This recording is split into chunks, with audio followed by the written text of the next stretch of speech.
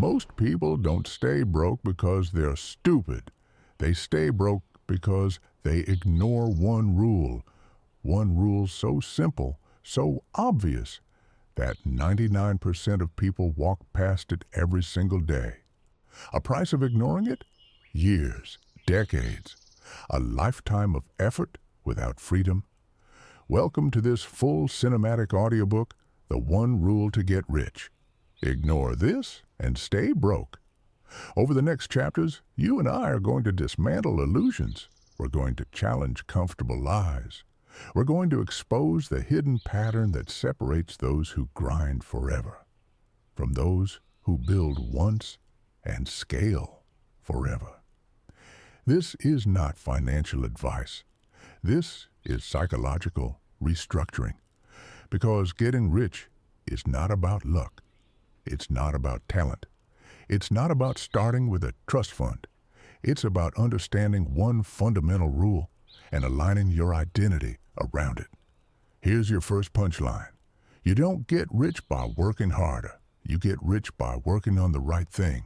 Let that sink in. Most people are exhausted, not because they lack discipline, but because they're pouring discipline into the wrong container. And this audiobook will show you why. We'll explore why income is not wealth, why effort is not leverage, why saving alone won't save you, why ownership beats obedience, why freedom lives in systems, not salaries, and how one overlooked rule quietly determines your financial ceiling. If at any point this resonates with you, pause. Don't just nod. Internalize it. And if one line hits you harder than expected, share it in the comments, not for me, for your future self. Now let's begin. Chapter 1. The Illusion of Hard Work. You were taught something early. Work hard. Get good grades. Get a stable job. Climb the ladder. Save money. Retire at 65. Maybe. That formula worked in a different era. An era without automation replacing entry-level roles. Without AI writing code. Without remote work globalizing competition. Without algorithms controlling attention. We are in 2025, and the rules changed. But most people are still playing by the old ones. They equate effort with reward. They believe hours equal income. They assume loyalty equals security. But here's the uncomfortable truth. Hard work alone will never make you rich. It can make you respectable. It can make you reliable. It can even make you well paid. But it will not make you free. Why? Because hard work without ownership builds someone else's dream. Think about this carefully. If you trade your time for money, what happens when you stop trading? Income stops. Your body is the machine. Your energy is the asset. Your time is the fuel. And fuel runs out. The wealthy do something different. They build machines that work without them. Businesses, assets, investments, intellectual property, systems, ownership. This is the one rule. If you want to get rich, you must own. Own equity. Own assets. Own distribution. Own systems. Own leverage. Not just income. Ownership is the dividing line between labor and wealth. Here's your second punchline. Wages pay the bills. Ownership builds the future. You can work incredibly hard and still stay broke. If you don't own something that grows without you, now pause. Ask yourself honestly, if you stopped working tomorrow, what would still pay you? Interest, dividends, rent, royalties, business profit, digital products, content monetization, anything? If the answer is nothing, then you are surviving, not scaling. And survival is expensive because it consumes your prime years. But before you think, this means you must quit your job tomorrow. Slow down. Ownership is not reckless. It is strategic. It is layered. It is built over time. And in the next chapter, we'll explore why most people sabotage ownership before they even begin. because they confuse income with wealth, and that confusion quietly traps them. But before we move forward, let me ask you something uncomfortable. Are you building freedom or are you building lifestyle? There is a difference. And misunderstanding that difference is why 99% stay stuck. Let's go deeper. Chapter 2. Income is not wealth. You can make 6 figures and still be broke. You can drive a luxury car and still be drowning. You can post success online and secretly panic at night. Because income is movement. Wealth is storage. Income flows in. Wealth stays and multiplies. Most people obsess over increasing income. Few obsess over increasing ownership. That's the trap. The world celebrates earners, but it quietly rewards owners. Look around. Doctors, lawyers, consultants, highly paid professionals. They earn. But if they stop, income stops. Now look at business owners, investors, founders. They may not earn the most initially, but they own percentages, and percentages scale. A 1% ownership in a growing asset can outpace years of salary. This is the shift. You don't need the highest income, you need the highest leverage. Now here's the psychological barrier. Ownership feels risky. Salary feels safe, predictable, structured, comfortable. But comfort rarely compounds. And here is the uncomfortable truth. Security without leverage becomes slow decline. Inflation rises, costs increase, competition grows, technology evolves. If you only rely on wages, you are running uphill. Ownership allows you to run with gravity. Now let's make this practical. There are 4 types of ownership available to you in 2025. 1. Business equity. 2. Public market investments. 3. Digital assets. 4. Intellectual property. Each one compounds. Each one works while you sleep. Each one builds independence. But here's the catch. Ownership requires delayed gratification. And that is where most people fail. They want lifestyle before leverage. They want status before stability. They want applause before assets. And that order keeps them broke. Because here's the rule within the rule. You can live rich later or look rich now, not both. The world is filled with financed luxury, debt-funded vacations, credit card lifestyles, leased illusions, and underneath it all, anxiety. True wealth is quiet. It doesn't scream, it compounds. Now think about your last major purchase. Did it generate income or did it generate attention? Be honest. This is not about shame. It's about awareness. Because awareness precedes power. In the next chapter, we'll uncover why most people are addicted to financial applause and how breaking that addiction unlocks the first real step toward wealth. But before we continue, if this is already shifting something in you, hit like as a contract with yourself, not because it helps me, because it signals to your mind, I am choosing awareness. And awareness is where ownership begins. Now, let's talk about the most expensive addiction in modern life. Applause. Dear friend, allow me to interrupt for a moment. Our team is currently working on improving our channel and videos. May we ask you, dear viewer, what you like about our videos, or perhaps what you would like to see in our videos? Perhaps a different video format, or a different format for presenting audiobooks. Be skeptical. Your skeptical expert opinion can help us improve our videos even more. Thank you very much. We look forward to your comments under the video. Let's continue. Chapter 3. The addiction to applause. Applause is subtle. It doesn't look dangerous. It feels good. A compliment on your car, a reaction to your vacation photos, a subtle shift in how people treat you when they think you're doing well. And slowly, without realizing it. You begin optimizing your financial decisions for perception instead of power.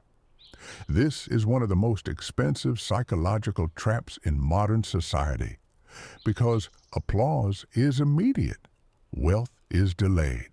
Applause is visible, wealth is invisible.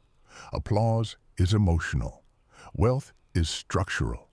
And most people choose emotional rewards over structural progress. They finance the image, they rent the lifestyle, they inflate the appearance, but underneath, they don't own anything. Now here's the uncomfortable question. If nobody could see what you bought, would you still buy it? If nobody could praise your upgrade, would you still upgrade? If there were no social media, would your financial behavior change? Be honest, because applause is addictive. It releases dopamine. It makes you feel validated, important, successful. But here's the truth that stings. Validation does not compound. Assets do.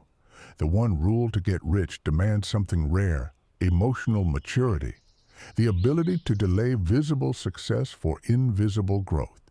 Let me give you a clear distinction. There are two financial identities, the performer and the builder. The performer spends to be seen. The builder invests to be free. The performer wants status now. The builder wants independence later. The performer reacts to social comparison. The builder responds to long-term strategy. Now, here's the punchline. Rich people buy assets. Broke people buy applause. And it's not about the price tag. It's about the intention. You can buy a watch, or you can buy equity. One depreciates, the other multiplies. You can finance a car to impress strangers, or you can invest in something that pays for the car later.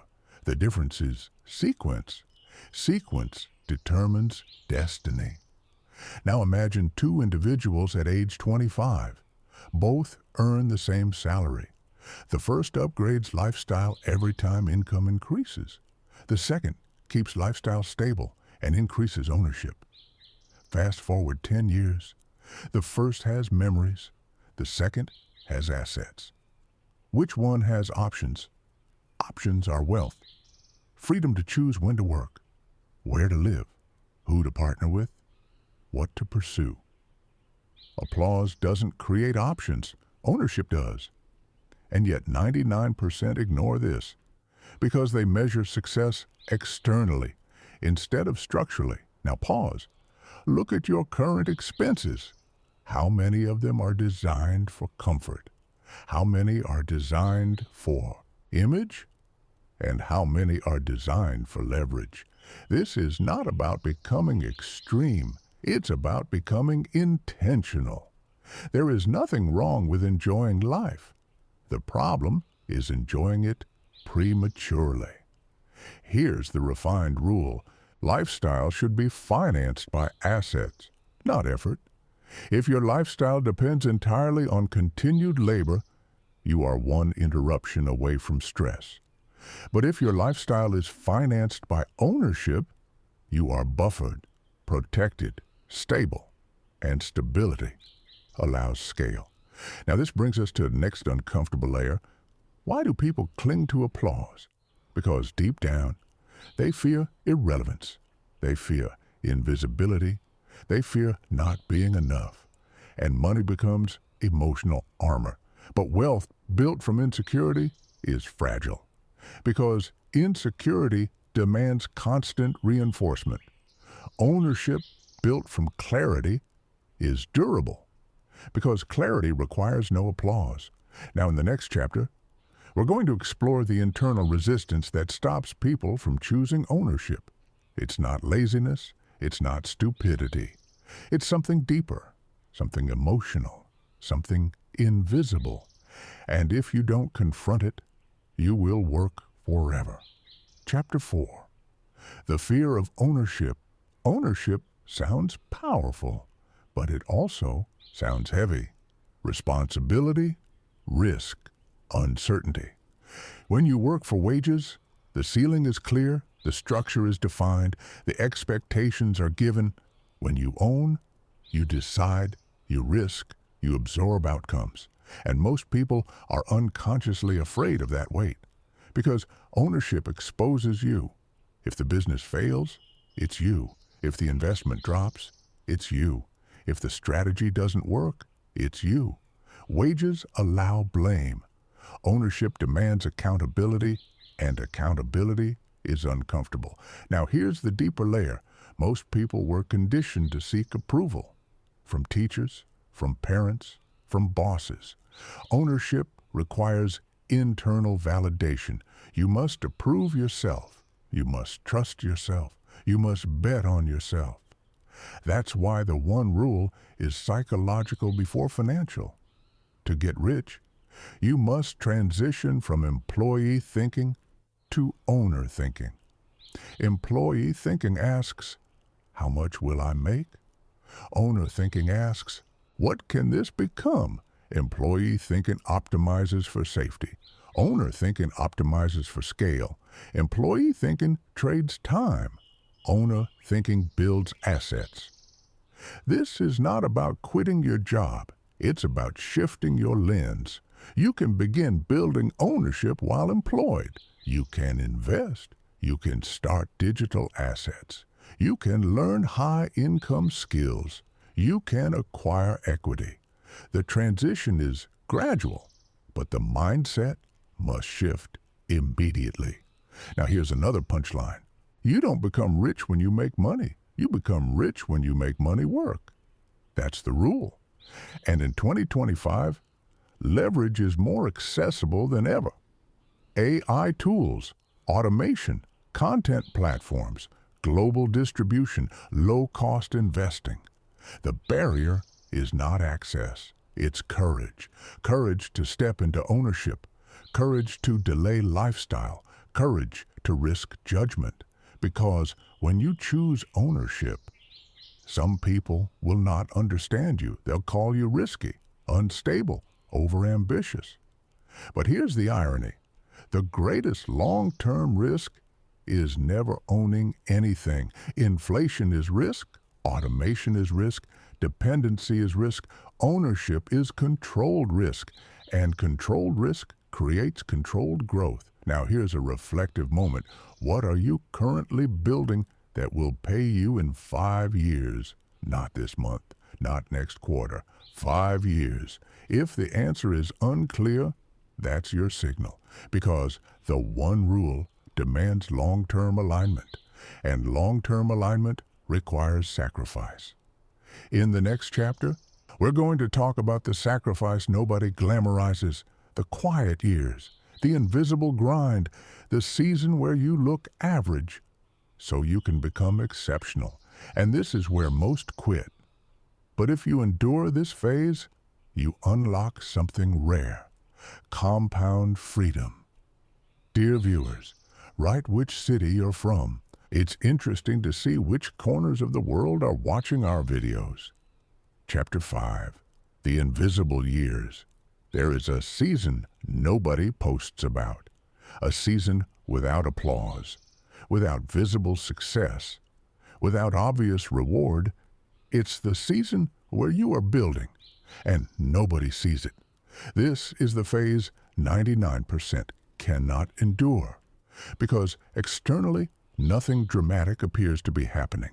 You are saving instead of spending, investing instead of flexing, learning instead of lounging, building instead of broadcasting. And it looks boring. It looks slow. It looks unimpressive. But here is the truth that separates rich from broke. Wealth grows quietly before it shows loudly. The first $10, zero invested, feels small. The first asset feels insignificant. The first piece of equity feels fragile. But compounding does not care about your emotions. It cares about consistency.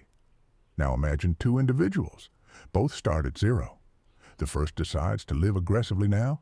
Trips, upgrades, luxury, experiences. The second decides to build aggressively now? Skills, equity, assets, systems. 5 years later, the first has stories, the second has leverage. 10 years later, the first needs to keep performing, the second can choose when to perform. Here's your punchline. The quiet years are the price of loud freedom. If you cannot tolerate looking average temporarily, you will never become exceptional permanently. And this is where ego destroys wealth.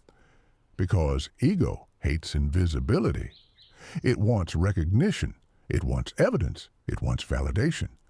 But compounding happens in silence. Now let's talk about time. Most people underestimate time. They think in weeks, in months, in quarters. Wealth thinks in decades. Decade thinking changes behavior. You stop panicking over slow progress. You stop comparing year 1 to someone's year 10. You stop expecting exponential results in linear time. Because here is the formula nobody tells you. Year 1 feels pointless. Year 2 feels uncertain. Year 3 feels promising. Year 5 feels powerful. Year 10 feels inevitable. Ownership takes time, but ownership accelerates over time. That's the paradox. Now let me ask you something. Are you willing to endure 5 quiet years for 50 loud ones? Or do you need validation every 6 months? This is not a motivational question. It's a strategic one, because the one rule to get rich requires patience, not passive patience. Active patience, working, building, learning, investing, but without demanding immediate applause. Now here's the psychological shift. Instead of asking, how fast can I get rich? Ask, how strong can I build my foundation? Fast money without foundation collapses. Slow money with structure compounds. Now this doesn't mean you avoid growth. It means you optimize sequence. Sequence is everything. First, build skill. Second, build income. Third, build ownership. Fourth, build systems. Fifth, build freedom. If you reverse that, you collapse. Now here's the subtle danger in modern society. We are exposed to curated success daily. People showing exits, cars, numbers, screenshots, and it distorts your timeline. You forget that behind every visible breakthrough, there were invisible years. The world celebrates the harvest, not the planting, but wealth respects planting. Now here's the question that matters. What are you planting today that you cannot harvest for 5 years? That question reveals your trajectory. If the answer is nothing, you are living transactionally, and transactional living never creates exponential returns. In the next chapter, we are going deeper into the core mechanism behind wealth, because ownership alone is not enough. Ownership must be paired with leverage, and leverage is where ordinary effort becomes extraordinary outcome. Most people add, the rich multiply, and multiplication changes everything. Chapter 6, the power of leverage. Most people try to get rich by working harder, longer hours, more effort, more hustle, more sacrifice. And while effort is honorable, effort alone does not scale. Here is the brutal truth. You cannot outwork the limits of time. There are only 24 hours in a day.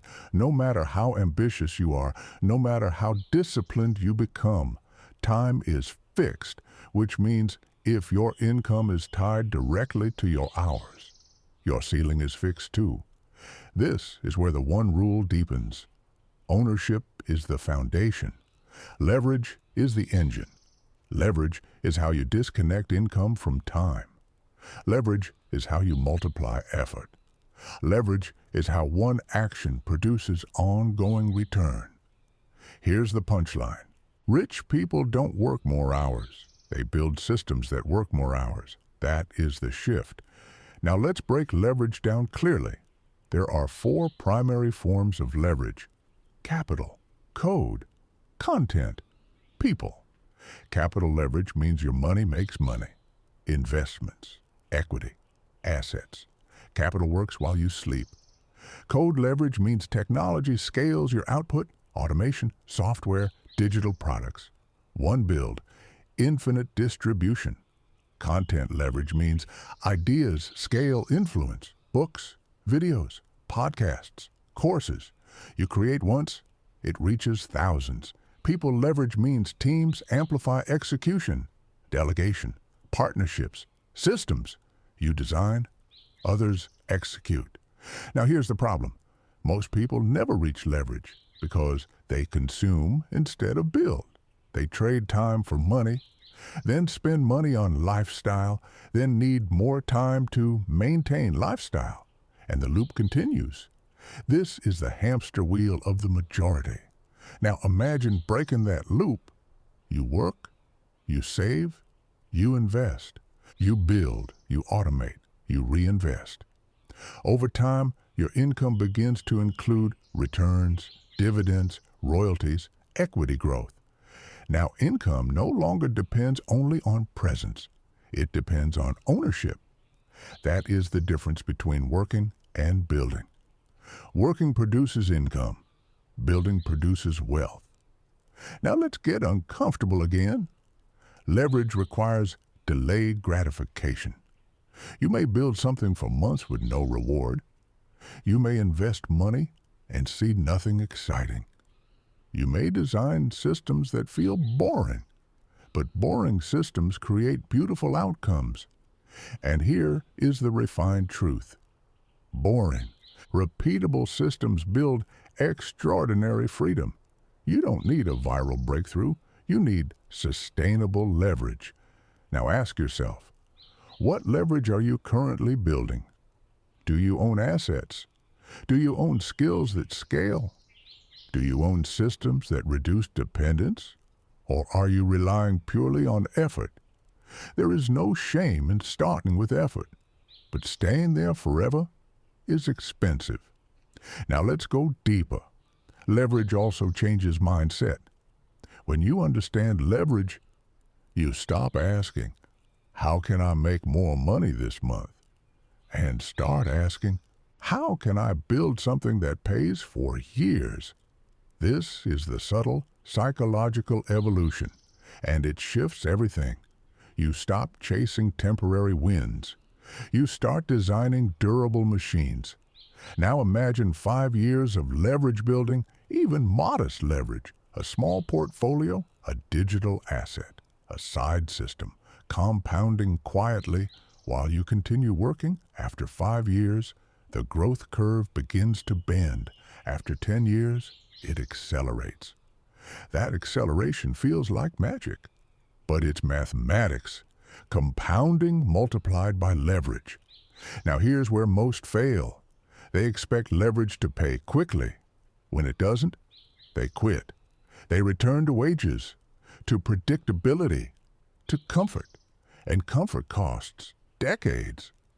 Here's your next punchline. Leverage feels slow until it feels unstoppable. You must endure the slow phase, because the slow phase is the foundation.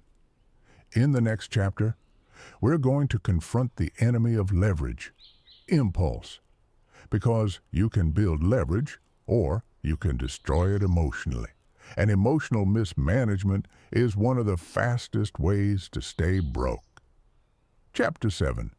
The emotional cost of impulse. You can build assets. You can design leverage. You can even understand the one rule intellectually and still destroy everything emotionally. Because wealth is not only built by strategy, it is protected by discipline. And the greatest enemy of discipline is impulse. Impulse is silent.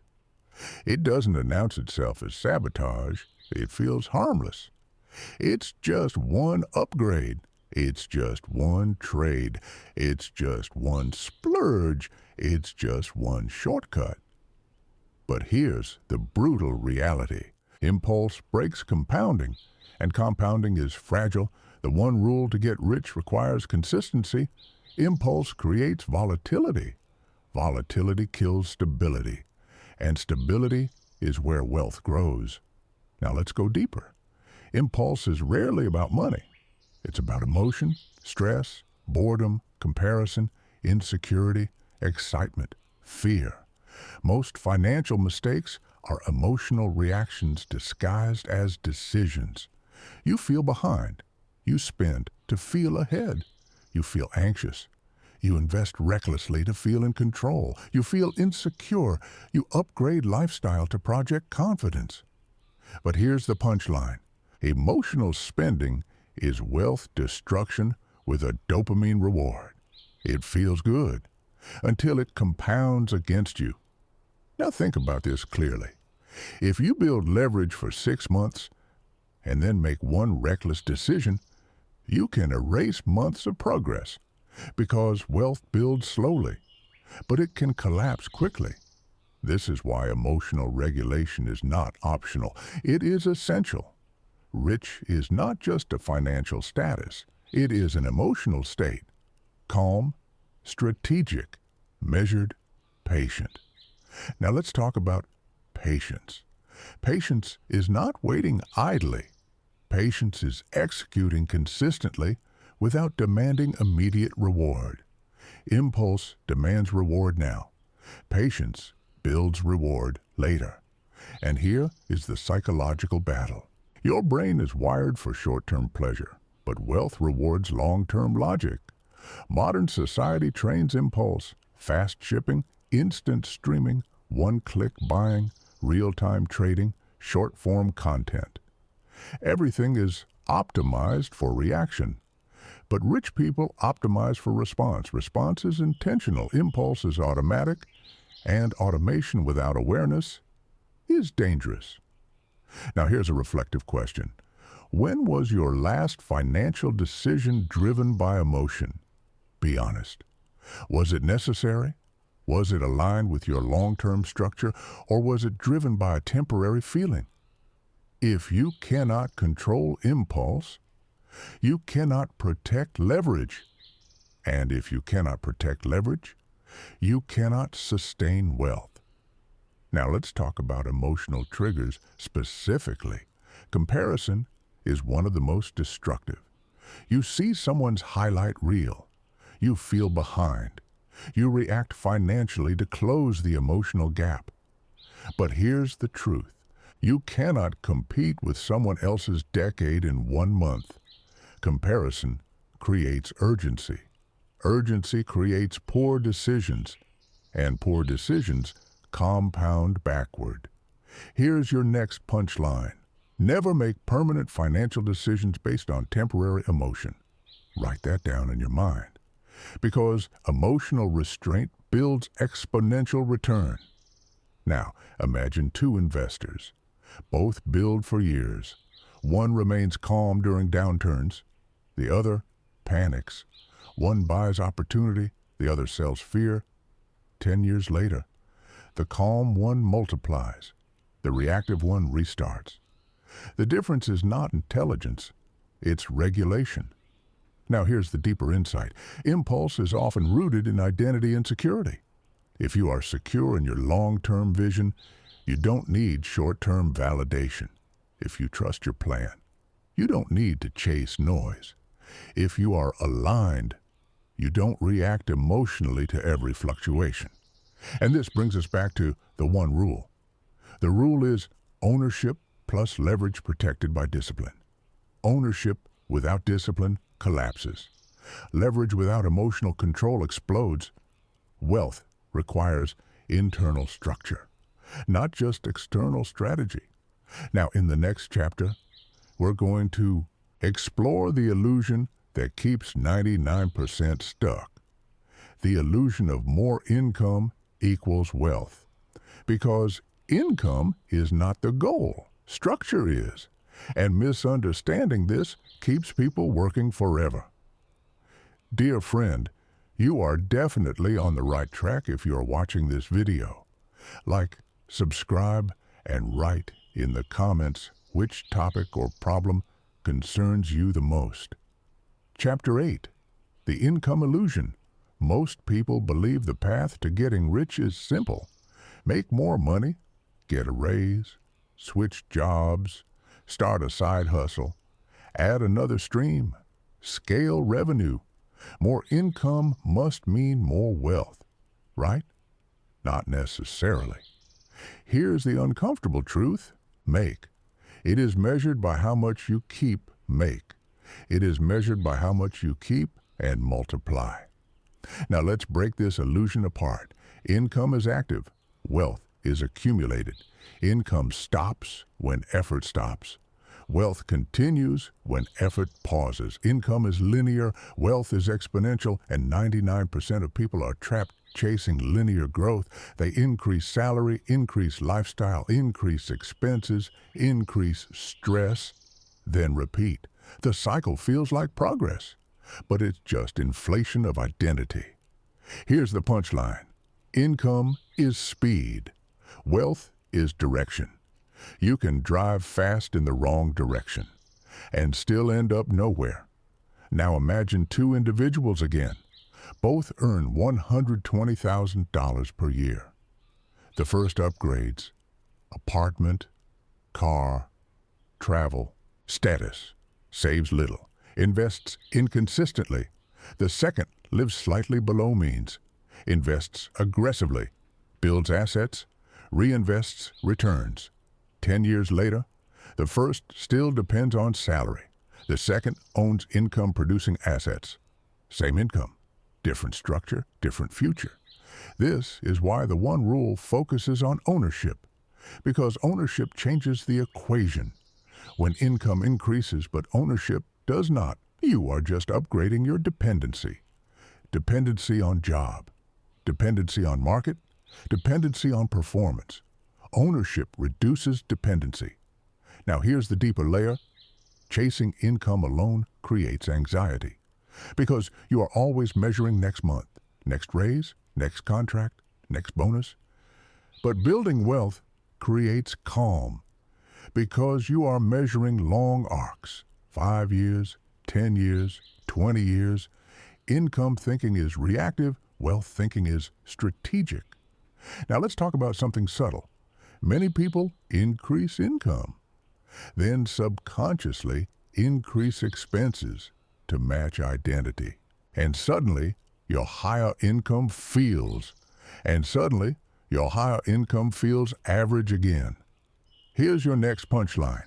If your lifestyle rises as fast as your income, you will never feel rich. Because wealth is not about consumption, it's about accumulation. And accumulation requires margin. Margin between what you earn and what you spend. Margin is freedom. Margin is optionality. Margin is leverage. Without margin, you are performing wealth. With margin, you are building it.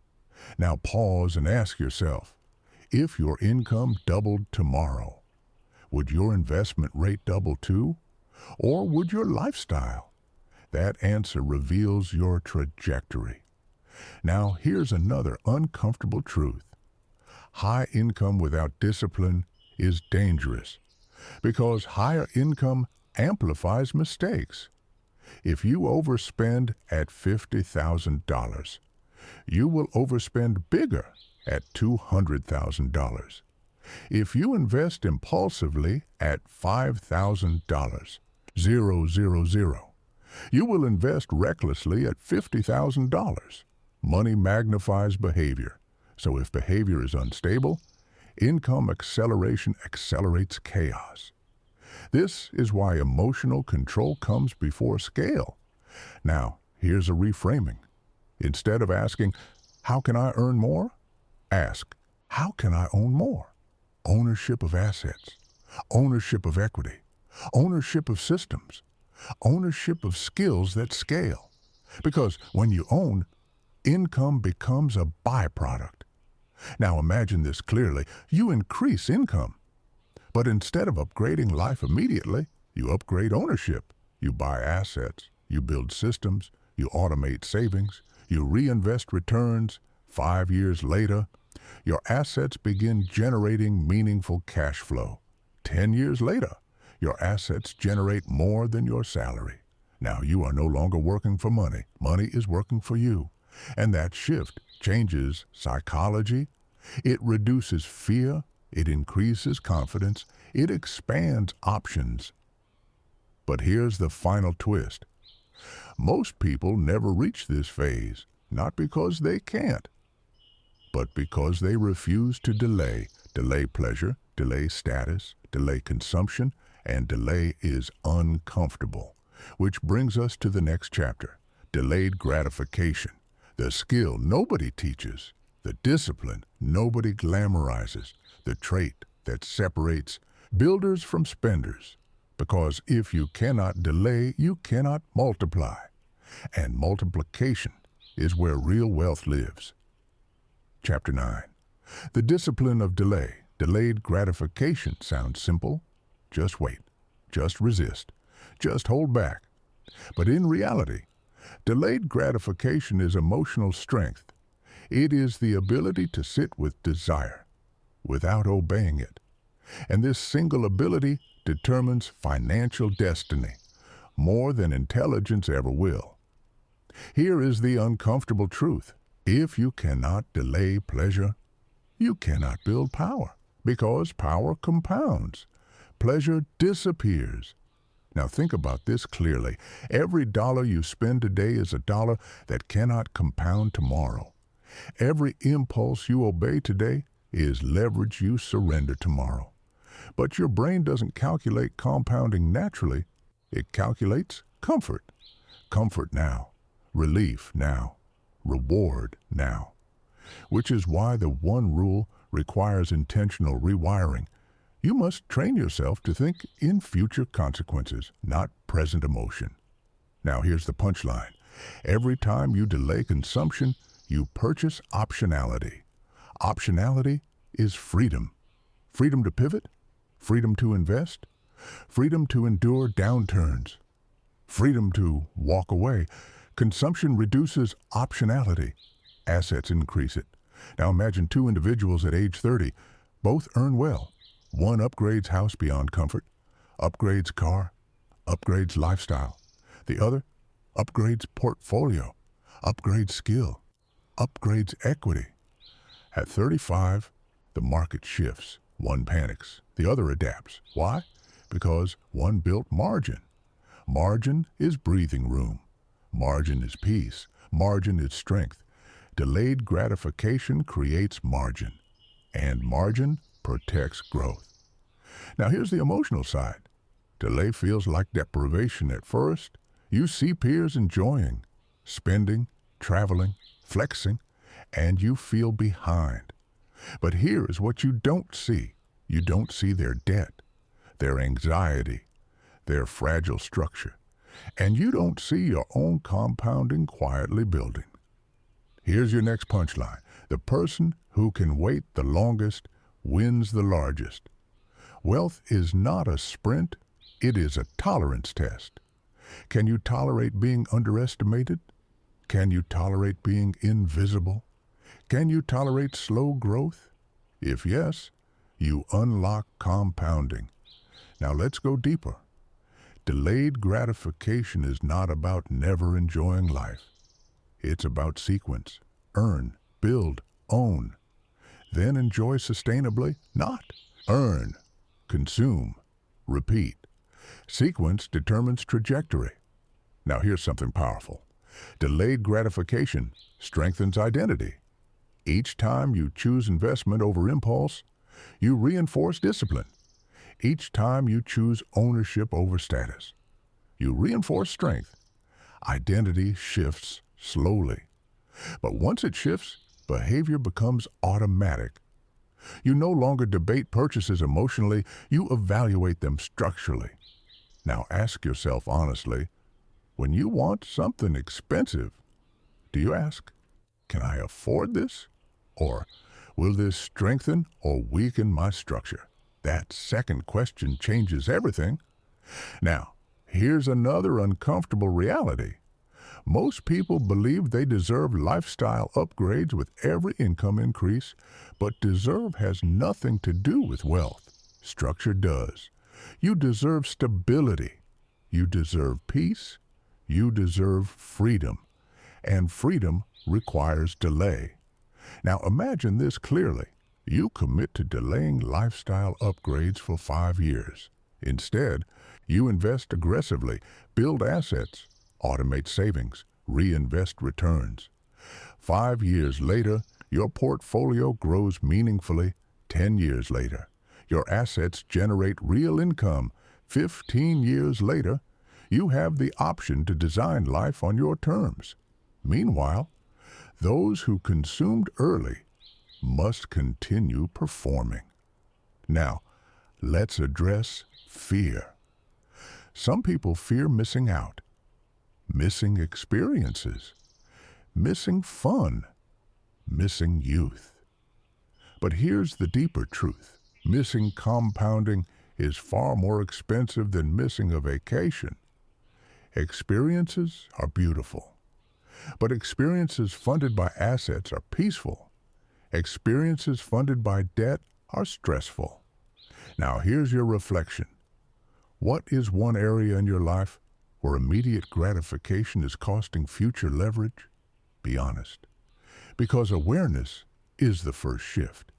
Now in the next chapter, we are going to confront the silent enemy that sabotages delayed gratification: environment. Because even strong discipline collapses in weak surroundings. And if you do not control environment, environment will control you. Chapter 10. Environment, the silent architect of your wealth. You can have discipline, you can understand leverage, you can commit to delayed gratification, and still slowly lose momentum. Why? Because environment is stronger than willpower, and most people underestimate this. Here is the uncomfortable truth. If you surround yourself with consumers, you will normalize consumption. If you surround yourself with builders, you will normalize creation. Environment silently calibrates your standards. It defines what feels normal. And normal determines behavior. Now think about this clearly. If everyone around you upgrades lifestyle immediately after earning more, you will feel pressure to do the same. If everyone around you invests consistently, you will feel pressure to do that instead. Pressure is powerful, and most people are unconsciously shaped by it. Here's the punchline. You don't rise to your goals. You fall to your environment. Goals are intentions. Environment is structure, and structure wins. Now let's go deeper. Environment is not only physical, it is digital, it is conversational, it is informational. What do you scroll daily? Who do you listen to? What kind of discussions dominate your circle? Are they about investing, building, ownership, or about gossip, consumption, status? Your brain adapts to repeated input. If you constantly see luxury and flexing, you feel behind. If you constantly see strategy and growth, you feel inspired. Your exposure shapes your expectations. Your expectations shape your actions. And your actions shape your wealth. Now here's a reflective moment. Who are the 5 people you speak with most? What is their relationship with money? Are they disciplined or reactive? Are they owners or employees in mindset? You do not need to abandon friends, but you must upgrade proximity. Proximity to people who think long-term. Proximity to people who invest. Proximity to people who value structure. Because proximity expands possibility. If no one in your circle builds wealth, wealth feels unrealistic. If you regularly interact with builders, wealth feels achievable. Now here's something subtle. Environment also includes your physical setup. Is your space optimized for focus or distraction? Is your routine structured or chaotic? Do you allocate time for skill building or only for work and relaxation? Wealth is not built in random environments. It is built in intentional ones. Now here's your next punchline. If you don't design your environment will design you. Design means boundaries, limiting exposure to impulse triggers, reducing noise, increasing high-value input, joining communities aligned with ownership, curating your digital feed intentionally. Because attention is currency, and what you consume mentally influences what you produce financially. Now imagine this clearly. You commit to upgrading environment for 1 year. You follow investors instead of influencers. You read strategy instead of scrolling drama. You join groups focused on growth. You distance yourself from financial chaos. What happens? Your standards shift. Your ambition stabilizes. Your discipline strengthens. Because you are no longer swimming against current. You are aligned with it. Now here's the uncomfortable reality. Upgrading environment may feel lonely at first. You may feel misunderstood. You may feel different, but different is necessary because average environments produce average outcomes. Now here's the deeper layer. Environment influences not just behavior, it influences belief, and belief defines limits. If everyone around you believes wealth is luck, you will internalize limitation. If everyone around you believes wealth is built, you will internalize agency. Agency changes effort. Effort changes result. Now ask yourself honestly, is your environment accelerating your wealth or slowing it? Because time compounds everything, including bad influence. Now in the next chapter, we are going to explore belief itself, the invisible ceiling that limits income long before opportunity does. Because even in a strong environment, if your internal belief is weak, you will self-sabotage, and self-sabotage is subtle, but expensive. Chapter 11, the belief ceiling. There is a ceiling above you right now, invisible, silent, undiscussed, and yet it controls your financial range more than skill ever will. That ceiling is belief, not service-level optimism, not motivational hype. Deep-rooted conviction about what is possible for you. Here is the uncomfortable truth. You will not earn beyond what you believe you can sustain. You will not build beyond what you believe you deserve. You will not attempt what you secretly think is unrealistic. Belief sets the upper boundary of action, and action determines outcome. Now pause for a moment. When you think about earning 10 times your current income, what happens internally? Excitement, curiosity, or discomfort?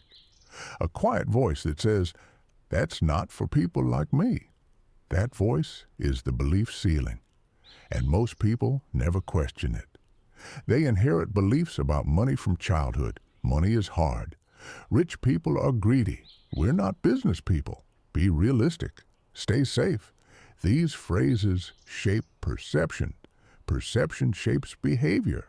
Behavior shapes results. Here's the punchline. You don't get rich because you hope to. You get rich because you believe you can. Belief activates pursuit. Doubt suppresses it. Now let's get clear.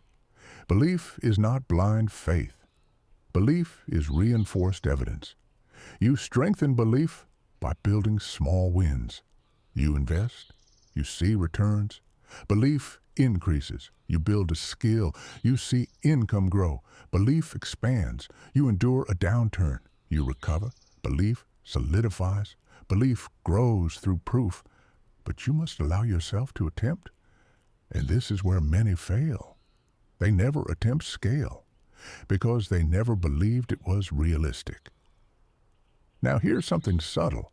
If you believe wealth is fragile, you will behave cautiously, even when opportunity appears.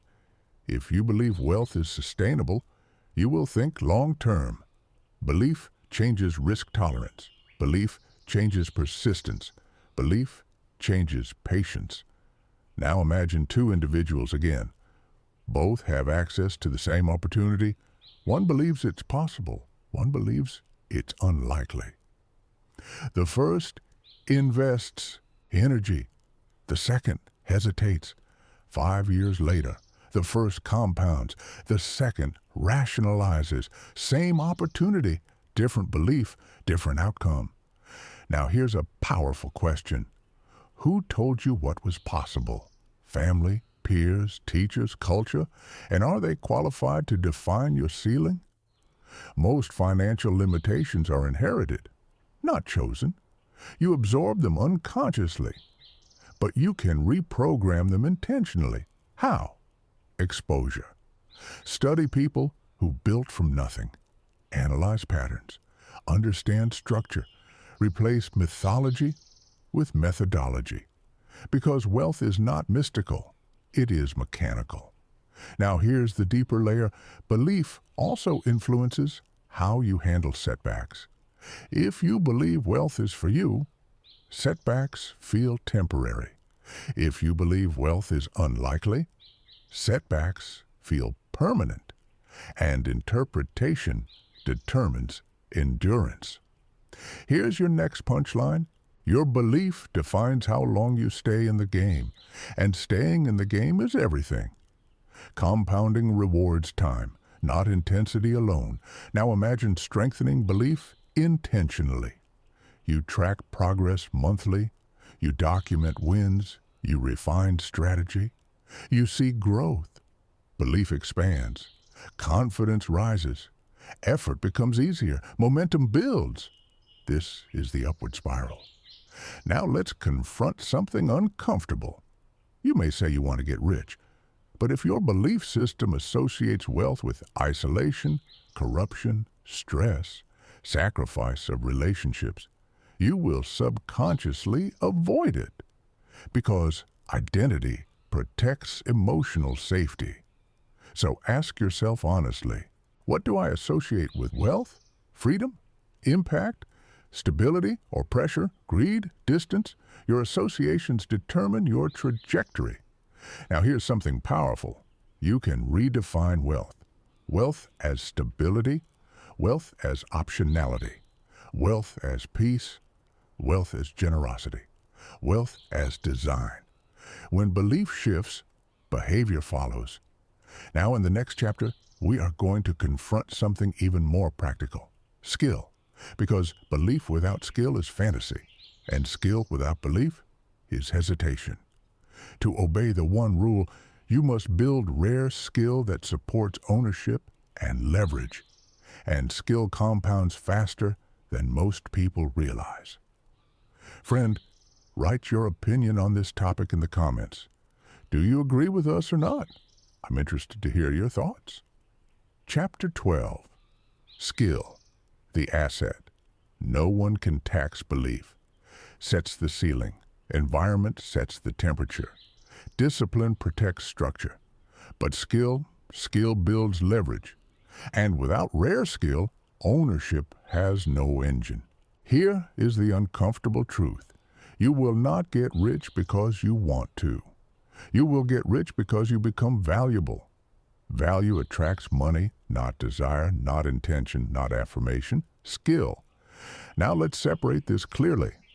There are common skills, and there are rare, scalable skills. Common skills trade time for money. Rare skills multiply impact. Common skills are easily replaced. Rare skills are difficult to substitute. In 2025, automation is accelerating. AI writes, AI designs, AI analyzes, AI automates, which means average competence is no longer safe.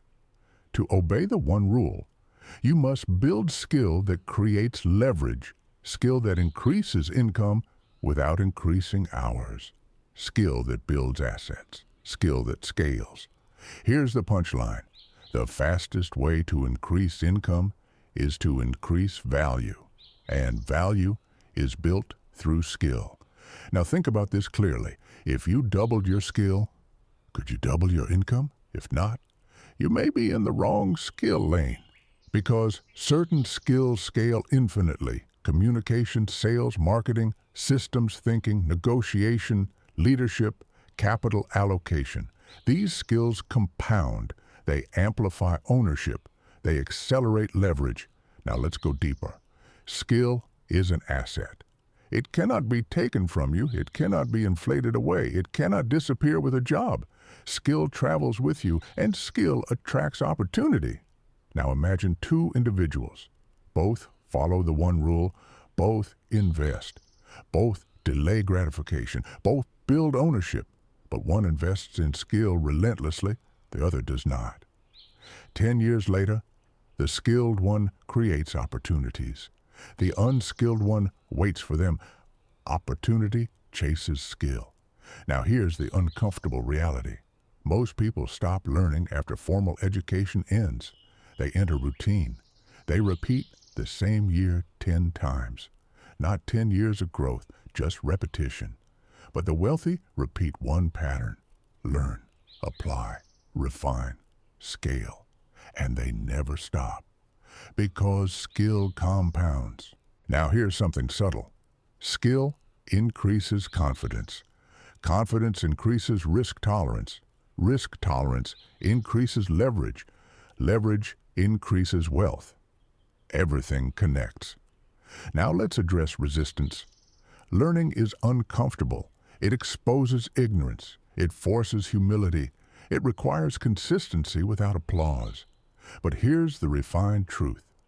Skill building is the highest return investment you can make. You can lose money in markets. You can misjudge assets.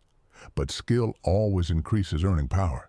Now ask yourself, honestly, what rare skill are you building right now?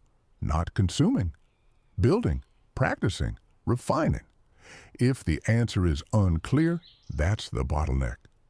Because ownership without skill grows slowly. Skill accelerates everything. Now, here's a powerful shift. Instead of asking, how can I make more money this year? Ask, what skill would make me irreplaceable in 5 years? That question changes trajectory. Irreplaceable people earn more. Replaceable people compete on price. And price competition is exhausting. Now imagine committing 5 years to mastery, deep study, daily practice, strategic exposure, real-world application, 5 years of focus, while others drift. Where would you stand? The answer is obvious, but obvious does not mean easy. Now, here's the deeper layer. Skill must align with ownership. Skill that builds assets. Skill that builds systems. Skill that builds leverage. Not just skill that builds busyness. Because busyness is not wealth. Now in the next chapter, we are going to confront fear. The fear of starting. The fear of risking. The fear of stepping into ownership fully. Because skill means nothing if fear freezes action. And fear is the final wall between intention and wealth. Chapter 13, the fear barrier. You can have belief. You can have skill. You can understand leverage. You can commit to delayed gratification. And still, stay exactly where you are. Why? Because fear freezes execution. And fear is subtle. It doesn't always scream. Sometimes it whispers. What if this fails? What if I lose money? What if people judge me? What if I'm not ready? And so you wait. You research more. You plan more. You prepare more. But preparation without action becomes procrastination. Here is the uncomfortable truth. Most people are not stuck because they lack strategy. They are stuck because they avoid discomfort. And ownership requires discomfort. Here's the punchline. Fear is the toll you pay to enter a higher level. There is no level up without friction, no leverage without risk, no ownership without exposure. Now let's define fear clearly. Fear of failure, fear of loss, fear of judgment, fear of uncertainty. Each of these protects comfort. But comfort does not compound. Comfort maintains, and maintenance is not wealth. Now think about this carefully. If you never risk, you never grow. If you never step into ownership, you remain dependent. If you never act on your skill, it decays into theory. Fear feels protective, but long-term fear is expensive. Because while you hesitate, time moves, markets evolve, opportunities shift. Here's your next punchline. You can pay with discomfort now or regret later. Regret compounds too. Now, imagine two individuals. Both understand the one rule. Both want ownership. One hesitates for years. The other acts imperfectly. 5 years later, the one who acted has experience. The one who hesitated has ideas. Experience compounds. Ideas expire. Now let's address something powerful. Fear often disguises itself as logic. I'm just being cautious. I need more clarity. The timing isn't right. But sometimes, timing will never feel perfect. Because certainty is an illusion. Ownership requires movement before comfort. Now here's something crucial. Fear shrinks when you move toward it, not away from it. The first investment feels terrifying. The second feels manageable. The third feels normal. The first business attempt feels overwhelming. The fifth feels strategic. Repetition reduces fear. Avoidance amplifies it. Now here's a reflective moment. What opportunity have you delayed out of fear? Investing, launching, learning, negotiating, switching direction? How much has that hesitation cost you? Not emotionally, financially. Time is the invisible cost, and time compounds everything. Now here's the deeper layer. Fear of judgment is particularly dangerous because wealth building looks strange in early stages. Living below means saying no to social spending, investing aggressively, studying when others relax. People may not understand. But here's the refined truth. The crowd applauds results, not process. They won't see the quiet years. They will only see the breakthrough. So if you require approval in the process, you will never reach the breakthrough. Now imagine 5 years of courageous action, not reckless, calculated, investing regularly, building skill, launching projects, refining strategy. Even if some fail, you gain clarity, and clarity accelerates momentum. Now let's confront the ultimate fear, fear of responsibility. Because once you act, you own outcomes, success and failure. But responsibility is power. When you own outcomes, you control direction. When you blame environment, you surrender control, and control determines trajectory. Now here's your next punchline. Ownership feels heavy at first, but dependency is heavier. Choose your weight, short-term discomfort or long-term limitation. Now in the next chapter, we will integrate everything, the one rule in its purest form, because you've seen the layers: ownership, leverage, discipline, delay, environment, belief, skill, courage. Now we bring them together, and you'll see clearly why 99% ignore it, because it demands transformation, not just tactics. Chapter 14, the one rule, clearly stated. You've walked through the layers: ownership, leverage, discipline, delayed gratification, environment, belief, skill, courage. Now, strip away the complexity. Strip away the noise. Strip away the motivational wrapping. Here is the one rule to get rich. Own assets that compound and structure your life so you never need to sell your time to survive. That's it. Simple, not easy. And that's why 99% ignore it. Because it demands long-term thinking in a short-term world. It demands identity shift, not income increase. It demands restraint, not reaction. It demands building quietly while others perform loudly. Now let's break the rule down with precision. Own assets, not liabilities disguised as lifestyle. not income streams that collapse when you stop working. Assets, things that generate value without requiring your constant presence. Equity, investments, intellectual property, businesses, digital systems, cash-flowing assets, and not randomly, strategically. Assets that compound, not one-time spikes, not temporary surges, not speculative gambling, compounding, steady growth over time, reinvestment, expansion, durability. Now, the second half. Structure your life so you never need to sell your time to survive. This does not mean you never work. It means you work by choice. Because survival dependence creates fear, and fear distorts decisions. When you must work to pay next month's bills, you cannot take intelligent risk. You cannot negotiate powerfully. You cannot think long-term. You react. But when assets cover survival, you operate from strength. Now here's the punchline. Rich is when work becomes optional, not when income becomes impressive. Impressive income can still hide dependency. Optional work signals ownership. Now imagine your life structured differently. Your monthly expenses are lower than your asset income. Your investments grow automatically. Your skill remains sharp. Your leverage continues expanding. You work because you want to, not because you panic. That's wealth. Now ask yourself honestly, are you structuring your life toward optionality or upgrading your dependency? That question changes everything, because the one rule is about design. Designing a life where ownership dominates effort. Designing a system where compounding is protected.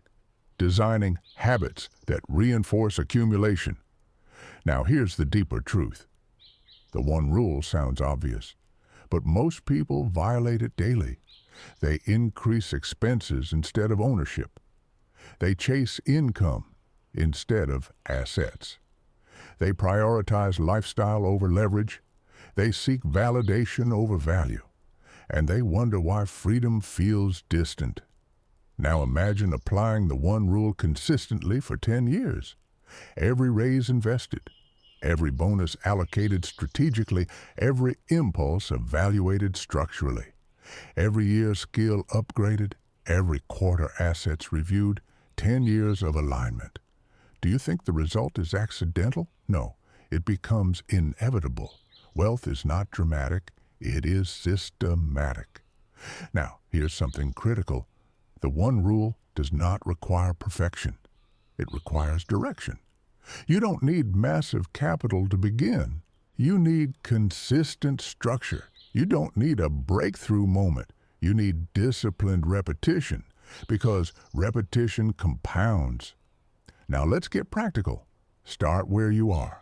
Track expenses, create margin, automate investment, build skill weekly, study ownership monthly, reduce lifestyle inflation, increase leverage.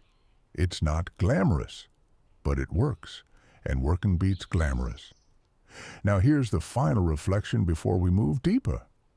If you applied the one rule starting today, where would you be in 5 years? Not emotionally, mathematically. Because math does not care about mood. Compounding does not negotiate.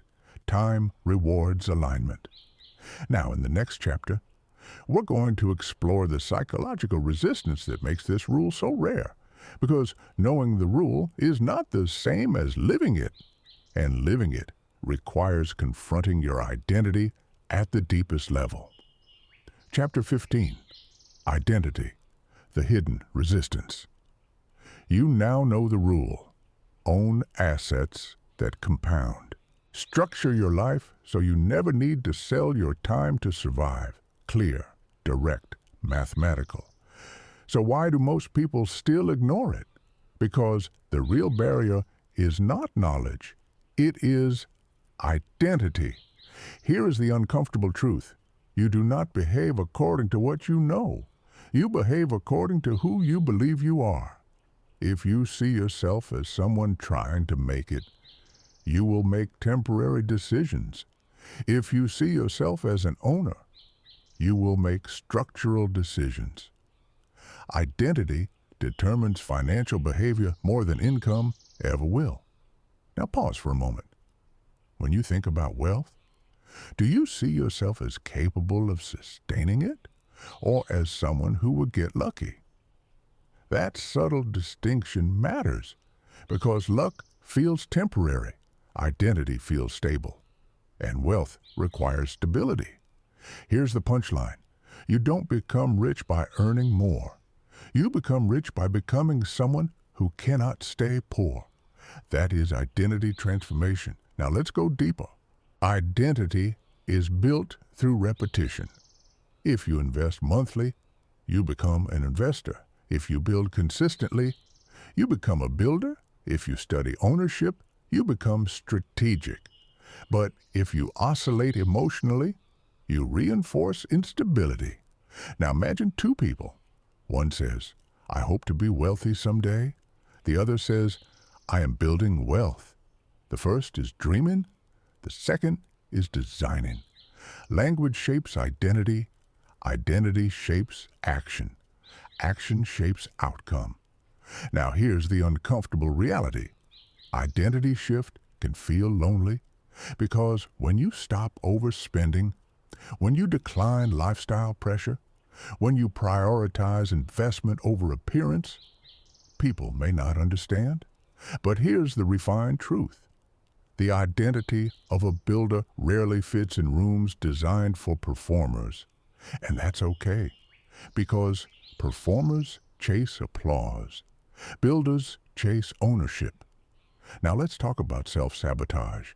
Sometimes when people get close to real progress, they unconsciously disrupt it. They overspend. They procrastinate. They delay investment.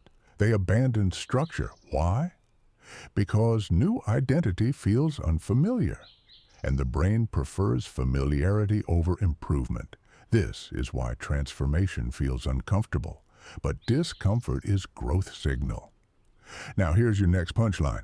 If wealth feels unnatural, your identity hasn't caught up yet.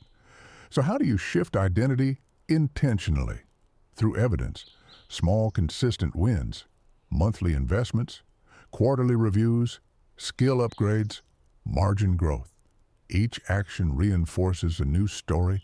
I am disciplined, I am strategic, I am building, I am patient. Identity solidifies.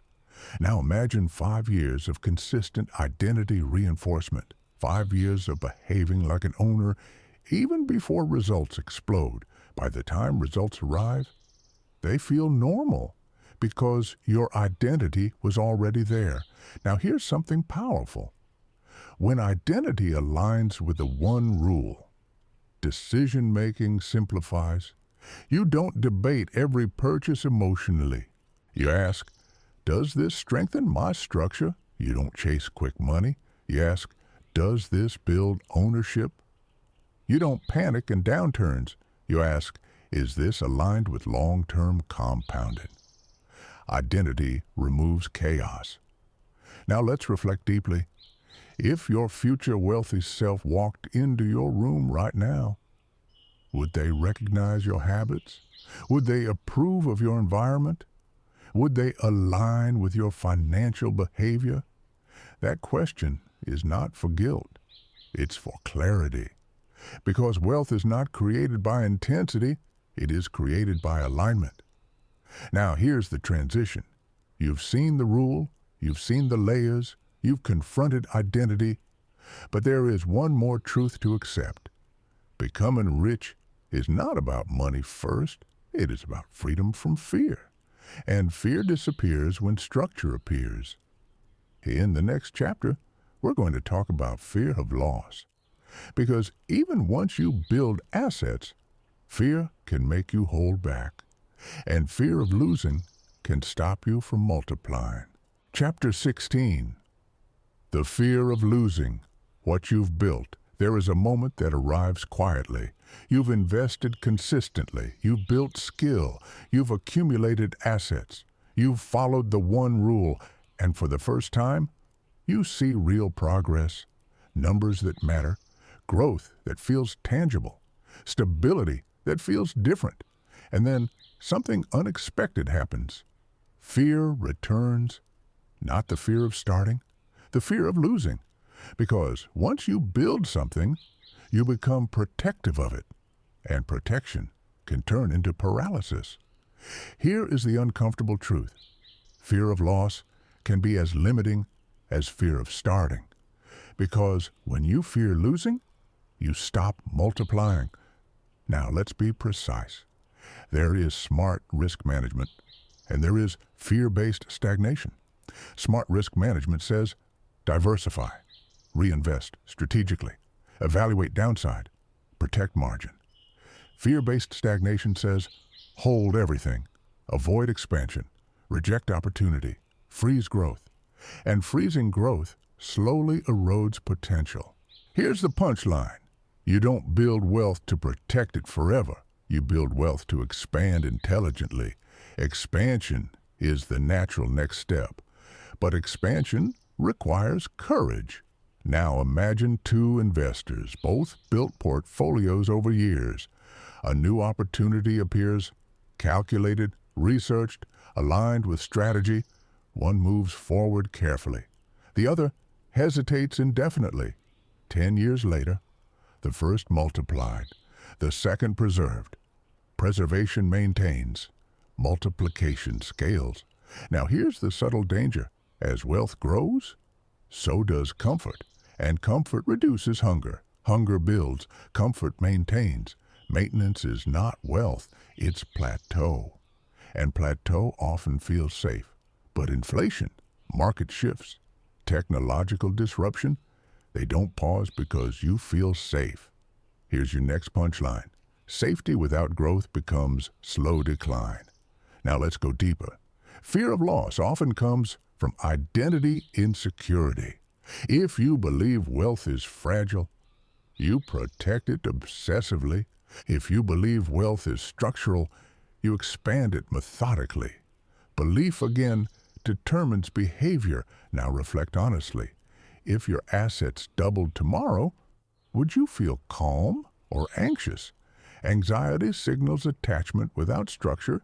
Calm signals confidence in systems. And systems are what the one rule builds. Now here's something powerful.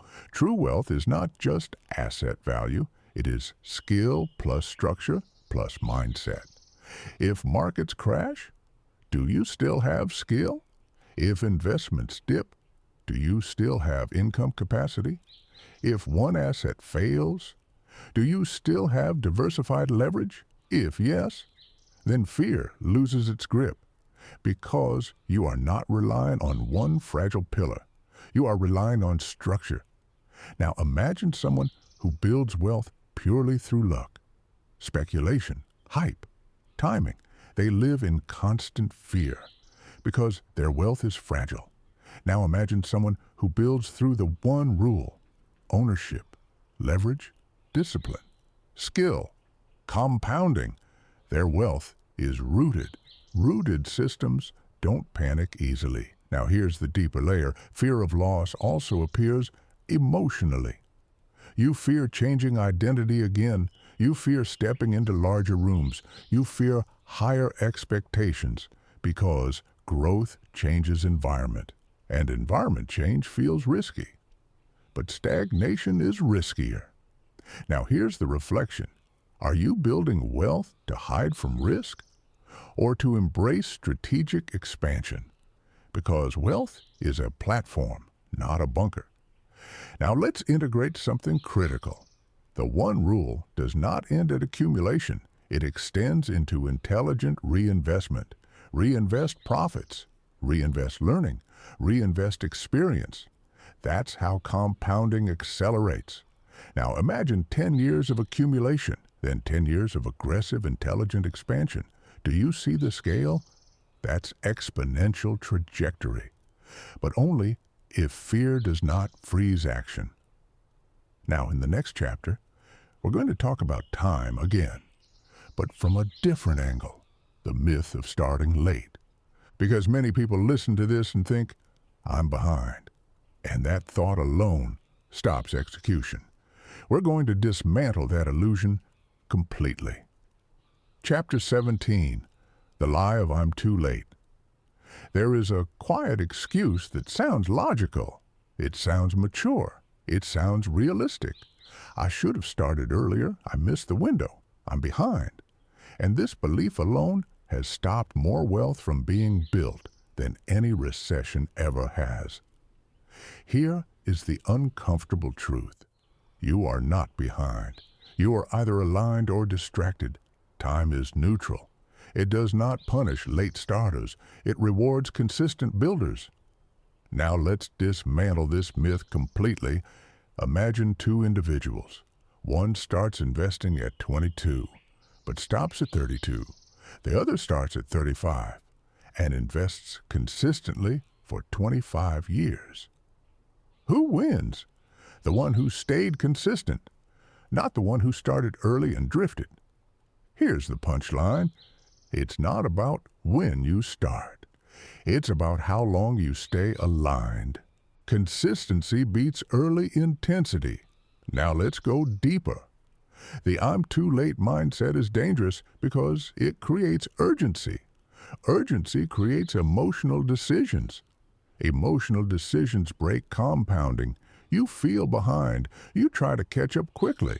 You take excessive risk. You chase speculation. You gamble instead of build. And gambling is not wealth. Wealth is structured patience. Now here's something powerful. Every year you delay starting because you think you're late. You actually become late. That's the irony. You fear being behind, so you don't begin, which guarantees delay. Now let's reframe this clearly. If you are 25, you have time and flexibility. If you are 35, you have maturity and experience. If you are 45, you have perspective and earning power. If you are 55, you have clarity and fewer distractions. Every stage has leverage, but only if you use it. Now imagine someone starting at 40. They invest aggressively. They reduce lifestyle inflation. They build skill. They commit to 20 years. At 60, they are stable, independent, calm. Is that late or is that strategic? Now here's the deeper insight. The belief of being late is often comparison-driven. You compare yourself to someone's highlight reel. Someone who started earlier, someone who exited faster, someone who appears ahead. But comparison distorts timeline. You are not running their race. You are compounding your structure. Here's your next punchline.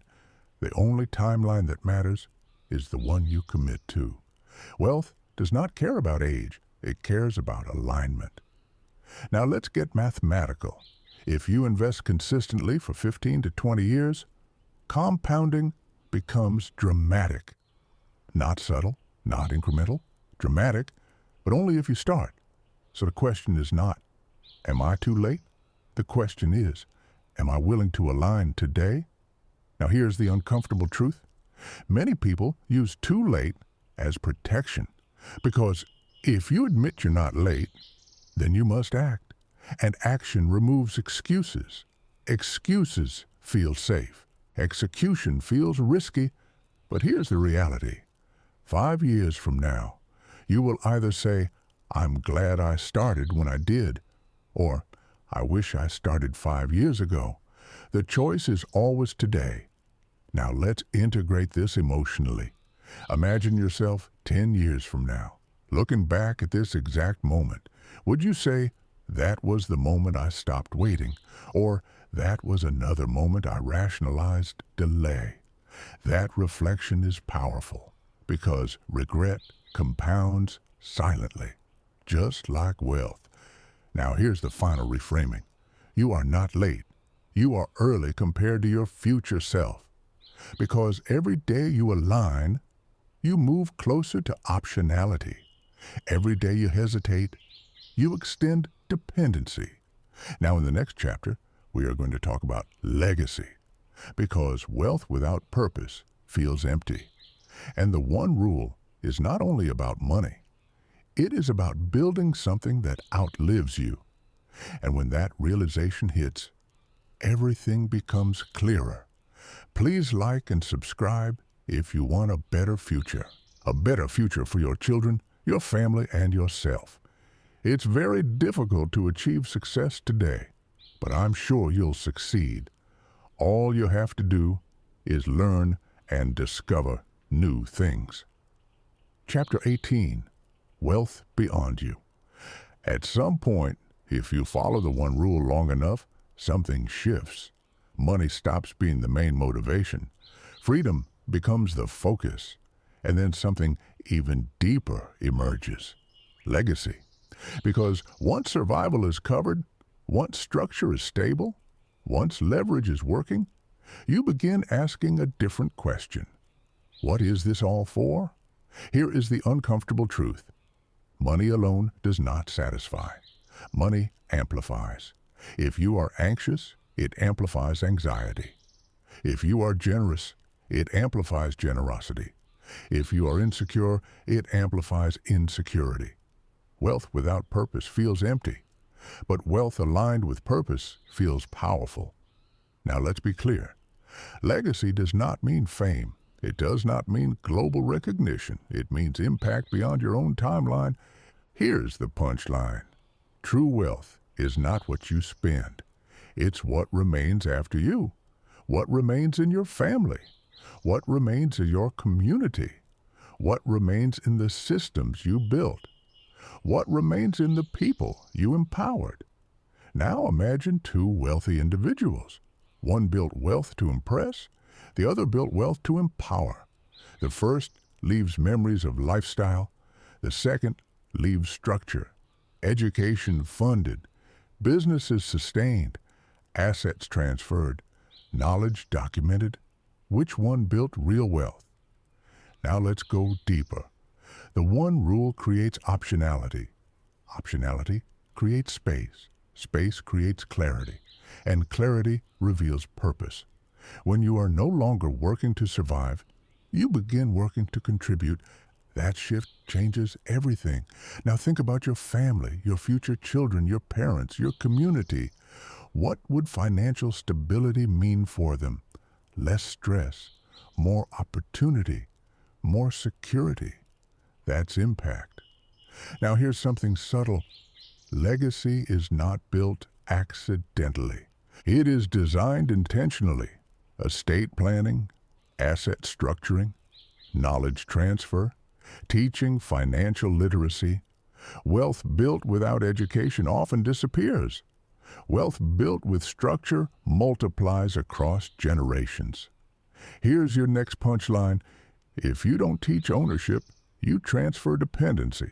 Many inherit money. Few inherit mindset. And mindset determines longevity. Now imagine this clearly. You build wealth through the one rule. You document lessons. You teach discipline. You model delayed gratification. You explain leverage. You normalize ownership. Your children don't just inherit assets, they inherit thinking, and thinking compounds further. That is generational power. Now here's the emotional layer. Building wealth with purpose removes envy, because you are not racing others. You are building foundation. You are building something durable. You are building something that outlasts applause. Now, reflect deeply. If your life ended 20 years from now, what financial structure would remain? Debt or assets? Confusion or clarity? Dependency or ownership? That reflection shifts urgency from ego to responsibility. Now here's something powerful. The one rule is not selfish. It is responsible. Because when you are financially stable, you are not a burden on others. You are not reactive. You are not desperate. You are strong. And strength creates contribution. Now imagine your wealth funding ideas, funding innovation, funding education, funding security for people you care about. That is influence. Influence rooted in ownership. Now here's the final reflection before we conclude this journey. If you truly internalize the one rule, you stop chasing money emotionally. You start building wealth structurally. You stop performing success. You start designing freedom, and freedom aligned with purpose becomes legacy. In the final chapter, we are going to bring everything together, not motivationally, practically, because inspiration fades, but structure remains. And this final integration will determine whether this audiobook becomes a memory or a turning point. Chapter 19. The Practical Blueprint. This is where inspiration ends and structure begins, because motivation feels powerful in the moment, but structure builds power over time. You now understand the one rule: own assets that compound. Structure your life so you never need to sell your time to survive. But understanding without implementation is self-deception. So let's make this real. Step 1, create margin. Track every dollar. Know your expenses. Lower unnecessary obligations. Eliminate lifestyle inflation. Margin is oxygen. Without margin, you suffocate financially. With margin, you invest. Step 2, automate ownership. Do not rely on mood. Do not rely on memory. Automate investments. Automate transfers. Automate asset accumulation. If it's manual, emotion will interfere. If it's automated, discipline becomes system. Step 3, upgrade skill relentlessly. Commit weekly hours to skill building, communication, capital allocation, sales, systems thinking. Skill increases earning capacity. Earning capacity accelerates ownership.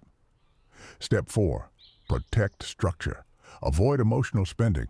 Avoid speculative gambling. Avoid sudden lifestyle spikes. Protect compounding at all costs. Compounding is fragile in early years, but unstoppable in later ones. Step 5, reinvest growth. When assets grow, do not celebrate by consuming. Celebrate by expanding. Reinvest returns. Scale intelligently. Increase leverage gradually. Now here's the punchline. Small, consistent discipline beats large, occasional effort. Do not attempt transformation in a week. Design it across years. Now imagine following this blueprint for 5 years. 5 years of margin, automation, skill growth, disciplined reinvestment, intentional environment. Where would you stand? Not hypothetically, mathematically. Because math is indifferent to doubt. Now let's address something crucial. There will be boring months. There will be slow quarters. There will be periods where progress feels invisible. This is normal. Compounding hides its power early. But trust the curve. Trust the repetition. Trust structure. Now here's the integration. Ownership removes dependency. Leverage multiplies effort. Discipline protects compounding. Belief sustains patience. Skill accelerates value. Environment reinforces identity. Courage initiates action. Purpose directs expansion. All of it converges in the one rule. And now the question is not, do I understand? The question is, will I align? Because information is not rare, alignment is. Now here's your final reflection exercise. Write down your monthly margin target, your automation plan, your primary skill focus, your next ownership step, your 5-year asset goal. Make it visible, because vague ambition creates vague results. Clear structure creates predictable growth. Now let's confront the final emotional barrier. You may feel overwhelmed. You may feel behind. You may feel uncertain. That's normal. Transformation always feels larger than comfort. But here's the refined truth. You don't need perfect clarity. You need committed direction. Direction plus time equals wealth. Now imagine this moment as a fork in the road. One path leads back to consumption, back to reaction, back to dependency.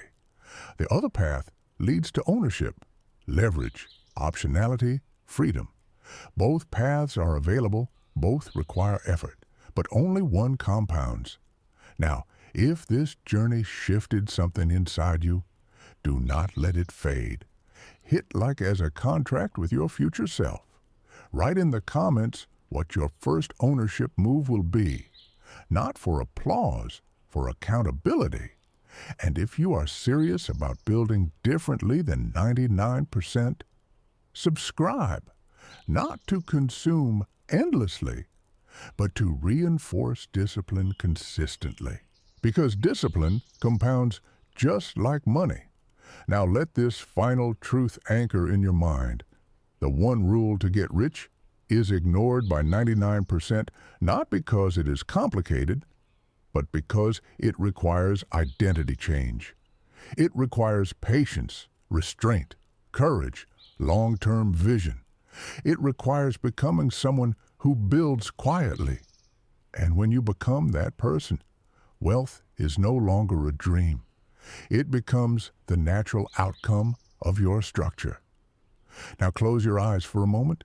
Picture yourself 10 years from now. Stable, calm, optional, free. That future is not fantasy. It is alignment plus repetition. And it begins with the next decision you make. Choose ownership. Choose leverage. Choose discipline. Choose long-term structure. Choose the rule. And one day, you will look back at this exact moment and realize it was not just another audiobook. It was the turning point. The choice is yours. And it starts now. Chapter 20, The Decision That Redefines You. There is one final truth that must be spoken clearly. Getting rich is not about money. It is about decision. A decision so small it feels ordinary, and so powerful it reshapes decades. You will not wake up one morning transformed. You will not stumble into wealth accidentally. You will not drift into freedom. You will decide into it, quietly, internally, without applause, because the one rule only works for those who commit to it repeatedly, not emotionally, structurally. Now let's slow this down. Right now, as you listen to these words, you are standing at a psychological threshold. On one side, consumption, comfort, short-term thinking, dependency, reaction. On the other, ownership, leverage, margin, patience, structure. Both paths feel similar at first. Both require work, but one compounds, the other repeats. Here's the punchline. Your future is not built by intensity. It is built by identity, and identity is reinforced by daily proof. Now, imagine tomorrow morning. You wake up. Nothing dramatic has changed. Your bank account is the same. Your job is the same. Your environment is the same, but your decision is different. You track expenses. You automate investment. You study skill. You protect margin. You evaluate purchases strategically. Day 1, not glamorous, not exciting, but aligned. Day 2, Day 3, Day 30. Momentum builds quietly. Identity shifts subtly. You no longer try to build wealth. You are building. That is the turning point. Now here's something powerful. Many people want wealth. Few want structure. But structure is wealth. Structure removes chaos. Structure removes panic. Structure removes dependency. Structure creates optionality. Optionality creates peace. And peace is a form of richness few discuss. Now let's confront something honestly. The one rule will not impress people quickly. It will not make you look flashy in the short term. In fact, it may make you look conservative, quiet, disciplined, strategic. But in 5 years, it will make you look inevitable. Because compounding does not ask for attention. It demands patience. Now imagine 10 years of aligned structure, 10 years of ownership, 10 years of leverage, 10 years of disciplined reinvestment, 10 years of skill refinement, 10 years of emotional control. You would not just be wealthier, you would be unrecognizable, calmer, stronger, clearer, independent. That is transformation, not hype, not luck, alignment. Now let's go even deeper. The greatest benefit of following the one rule is not the money. It is the self-trust you build. When you commit to discipline and follow through, when you delay impulse and protect margin, when you invest consistently without needing applause, you become someone who trusts themselves. And self-trust changes posture. You negotiate differently. You choose differently. You respond differently. That internal stability is power. Now here's your final punchline. Wealth is the external reflection of internal order. If your finances are chaotic, your thinking is scattered. If your finances are structured, your identity is grounded. The one rule is not about being rich someday. It is about becoming structured today. And structure, repeated long enough, creates wealth automatically. Now ask yourself, will this just be another audiobook? Another moment of clarity that fades? Or will this be the pivot point? The quiet decision that begins a decade of compounding. You don't need to change everything tonight. You need to change direction. Direction plus time equals transformation. Now, before we close, I want you to do something intentional. Pause. Breathe. Visualize your life 10 years from now if you ignore this rule. Still trading time. Still reacting. Still upgrading lifestyle without leverage. Still dependent. Now, visualize 10 years of alignment. Assets growing. Skill sharpening. Margin expanding. Options increasing. Which version feels heavier? Which version feels freer? The difference begins with the next financial decision you make. Not next year, not next promotion, not after more research. Now, here is your final call. If this message resonated, if it challenged you, if it exposed something uncomfortable, do not keep it silent. Hit like as a contract with your future self. Write in the comments, I choose ownership, not for validation, for declaration. And if you are serious about thinking differently than 99%, subscribe, not to consume endlessly, but to reinforce discipline regularly. Because mindset must be maintained, just like structure, just like assets. Just like leverage, the one rule to get rich is simple. Own assets that compound. Structure your life so time is optional. Protect compounding at all costs. Reinvest relentlessly.